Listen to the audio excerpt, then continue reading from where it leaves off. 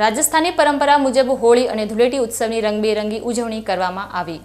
ધૂળેટીના પર્વ નિમિત્તે પૂર્વ વેરહાઉસિંગ ચેરમેને તેમના પરિવાર સાથે પરંપરાગત રીતે ઉજવણી કરી હતી। હોળી ધૂળેટીનો તહેવાર એટલે પરસ્પર વેરઝેર કૂલીને સ્નેહના રંગોમાં રંગાઈ જવાનો અવસર। આ વર્ષે પણ પૂર્વ વેરહાઉસિંગ ચેરમેન મગનલાલ માળીએ દર વર્ષની જેમ આ પરંપરાને જીવંત રાખતા તેમના નિવાસસ્થાને પરિવાર સાથે ધામધૂમથી ધૂળેટીની ઉજવણી કરી હતી। તેમને તેમના પૌત્રો, સંતાનો અને પરિવારના અન્ય સભ્યો સાથે અબિલ ગુલાલની છોડો ઉડાની હતી। છેલ્લા ઘણા સમયથી તેઓ આ દિવસે રાજકીય કે સામાજિક વ્યસ્તતા છોડીને માત્ર પરિવાર સાથે સમય વિતાવવાની પરંપરા ધરાવે છે, જે આ વર્ષે પણ જોવા મળી હતી। કુદરતી રંગો અને ગુલાલથી એકબીજાને રંગીને સૌએ ઉત્સવનો આનંદ માણ્યો હતો।